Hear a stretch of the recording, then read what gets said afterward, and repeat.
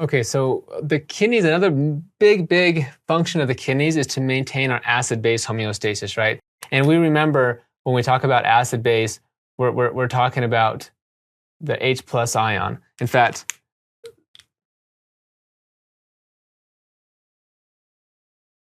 erase this. I'm going to start over. Okay, another very important part of the functions of the kidney is to maintain our acid-base homeostasis. And we remember our very important equation will be this one. We have H2O plus CO2. What does that do? It makes carbonic acid, H2CO3, reversible reaction, and H plus HCO3 minus. This is the bicarbonate buffering system. I mean, this is the most important buffering system in the body, and the kidneys play a very important role in this. And it's just by CO2, and you make carbonic acid, you make bicarbonate, and then the H plus, and then the H plus is the acid that we're talking about, and bicarbonate is the base, right? So we have acid-base balance. And how does that work? So let's go back and we think about the kidneys again. And the first part here with the Bowman's capsule, we have filtration going on over here. And in this portion will be the proximal convoluted tubule. Okay, so we'll just put proximal convoluted tubule. And this is where we want to reabsorb, as I mentioned, a lot of the bicarbonate, for example. And how does that look like? So because in this case, you want to reabsorb the bicarbonate and you want to maybe secrete the hydrogen ions. And so if we do what's being filtered over here, okay? So over here, let's say you get some sodium ions. All right. You also are getting some bicarbonate ions. All right. Now, the sodium ions, we want to be able to reabsorb the sodium ions. And one of the ways that we could do that is we can bring the sodium ions through here, and there could be hydrogen ions that are out here. Like this is the blood area, okay? And we want to get rid of the hydrogen ions, and so we can simply exchange that, all right, through an antiporter. So sodium ions will reabsorb those, and we're going to secrete. So this is a process called secretion. So we're doing secretion in that case of sodium ions. Now, so that's one way to get the sodium ions out, and we're secreting the hydrogen ions. But where do we get these hydrogen ions from? Again, it can be from simply this equation right here. And we can simplify that with this way. So we can do our CO2, and then we'll just write our H plus our HCO3 minus, bicarbonate. So we can get a source of hydrogen ions right here, and then this will give us a net increase of bicarbonate, and then the bicarbonate can come out here into the blood, right? And this actually could have in order to do this, we could switch this around, and we can, because that's a negative charge, so we can bring a chloride ion inside of there. So now we're getting a net bicarbonate that we're absorbing, and we're secreting a hydrogen ion, right? Now, there's other ways that this could look. So we have this H plus ion we just put in here, and we can look at how we could, okay, so let's say we do another simplified equation. So CO2 plus our H2O, and this is going to give us our H plus and our bicarbonate. Well, if you take this H plus right here and you put it here, you increase this is going to cause this reaction is going to go the other way, and you get CO2. And then CO2 can simply diffuse through the membrane and this CO2 right here. See how that works? So you have CO2 right here, dissolves in the water, you get the hydrogen ion, but then there's a lot of hydrogen ions because you're secreting the hydrogen ion, And so that's going to react with bicarbonate, and you make CO2. CO2 diffuses through here, and now you get this hydrogen ion, and you make the bicarbonate, and then you can put that out, and you can reabsorb the bicarbonate. Okay, so that's one other aspect. You also want to be able to reabsorb this sodium ion. And so we'll just take this pathway over here. And what's going to happen with the sodium ion? Well, we can reabsorb it, but there's another thing that can also be happening. We know this amino acid glutamine. Okay, so we have glutamine. And this contains 2 amino groups on it. And this can be broken down, and it can form 2 ammonias. 2 NH3 plus your alpha-ketoglutarate. And then your alpha-ketoglutarate gets metabolized, and you basically end up getting a bicarbonate also. This is just through the TCA cycle. Well, and actually there's 2 of them, so you'd actually be getting 2 bicarbonates.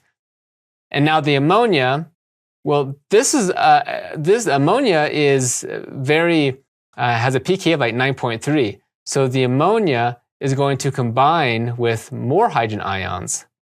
And when it does that, you're going to form ammonium.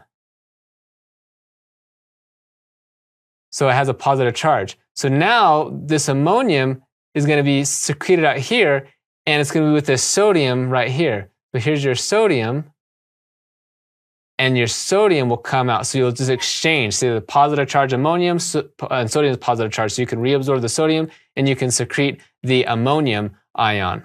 So there's another way that you can get rid of more hydrogen ions right here by using glutamine. Another way with this hydrogen ion, and this again is an the proximal convoluted tubule. Another thing to consider, or you could say this one right here, is when you are doing filtration, what else are you filtering? Your phosphates. So you have this molecule, HPO3 2-. And now we can come over here, and it's going to combine with the hydrogen ion, and you would get H2PO3-, okay? And now this will then go and be excreted.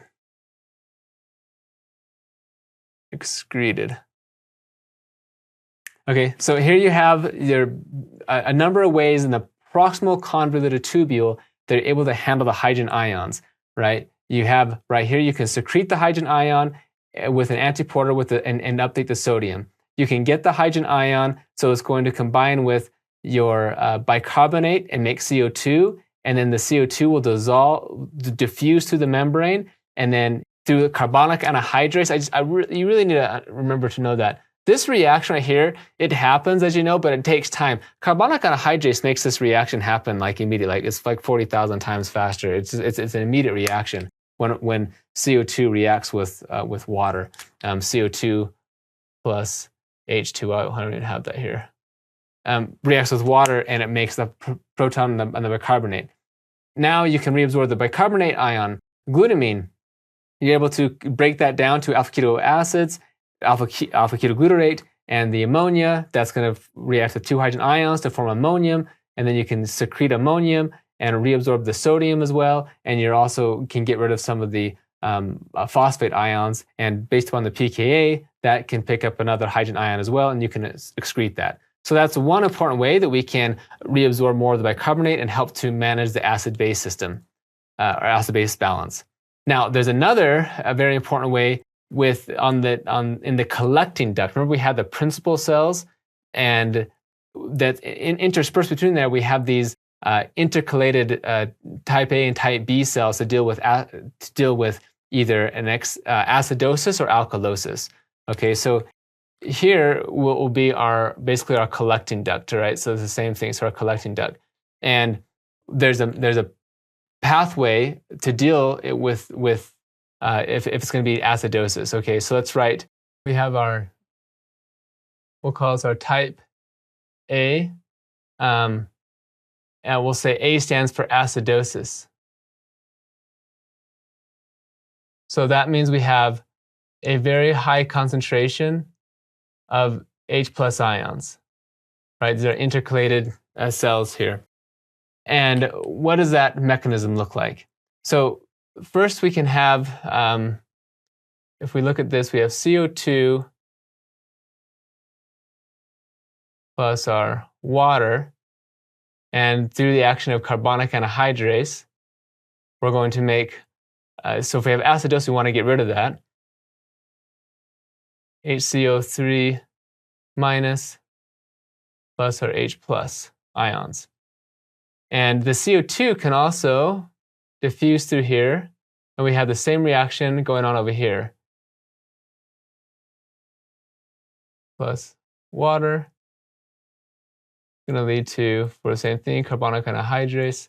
They'll combine together to form HCO3 minus plus H plus ions. So we want to reabsorb this bicarbonate right here. And we can do this through this same, this transporter will take chloride ions in, it'll put bicarbonate ions out. And this equation here, of course, the hydrogen ions, we want to decrease these levels. So as you put bicarbonate in right here, all right, then this is going to act as a buffer. And you're going to be able to consume the hydrogen ions, and will drive the equation, will make the equation go this way. Okay, remember it's reversible. So if we have high hydrogen ion concentrations, we can consume the bicarbonate, make CO2. CO2 comes over here. We do this pathway, and we make bicarbonate. Bicarbonate is going to come out here. We take in chloride, and now we have the hydrogen ion right here. And now we need to get hydrogen ion into the collecting duct, so where we can excrete it. Well, in the collecting duct, we also we have potassium ions. So potassium ions is going to become important because there's a couple of ways that we can get rid of the hydrogen ions. For example, we can take and we can put in the potassium here and bring out the hydrogen here to this little transporter. It's going to require ATP as well. And so now we have hydrogen ions inside. Another thing that we can do, though, is just pump out their hydrogen ions through another transporter. Okay, it's going to take ATP as well. So it's another ATPase. And you get hydrogen ions. So now we're able to get rid of the hydrogen ions into the urine, and we'll put this as the, again, this is basically the collecting duct right here. And this is the blood on this side. So we're able to reabsorb our bicarbonate, and we're secreting hydrogen ions in a situation of acidosis. And that means that because we have potassium is going to be going, following its concentration gradient, because we have high potassium against concentration gradient, we're pumping potassium inside the cell. So potassium is already quite high in here, but it can come out as needs to, and then we can reabsorb. So it's high inside of here, and then we can reabsorb potassium because we want potassium. We don't want to lose that. But what you can see is you're basically switching out hydrogen ions for potassium. So if you're suffering from acidosis, what are you going to do? You're going to get rid of the hydrogen ions, and you're going to switch out hydrogen ions for potassium. And this is why it's well known that in the case of acidosis, you end up getting hyperkalemia. So you get high blood potassium levels during a case of acidosis because you have to balance the charges. You put hydrogen ions out, and you're going to take potassium ions in. And so high blood potassium levels correlates with acidosis. And then we can see the opposite effect when it comes to alkalosis. So let's write basically this pretty much the same idea. So here we have our collecting duct, and here we have our intercalated cell. But this is going to be our type B cell, we'll say for base. So we can say base, in other words, alkalosis, right? So alkalosis, so in this case, our hydrogen ion concentration is what? It's low. So we want to maintain hydrogen ions. And how do we do that? How do we get more hydrogen ions? So we'll use the same, basically, carbonic anhydrase equation right here. And we'll take our CO2 plus H2O. We want to combine those together through the action of carbonic anhydrase. And we'll form our bicarbonate plus our H plus ions, which is what we want.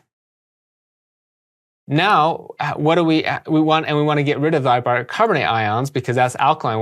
We want to take our hydrogen ions. Well, how do we do that? We already talked about the potassium gradient, and it's really just the opposite of what we see right here. So we take our hydrogen ions and we can just pump that through a proton pump using ATP. Oh, ATP. Okay, we get hydrogen ions through here. And then you can also do it with potassium, also using an ATP.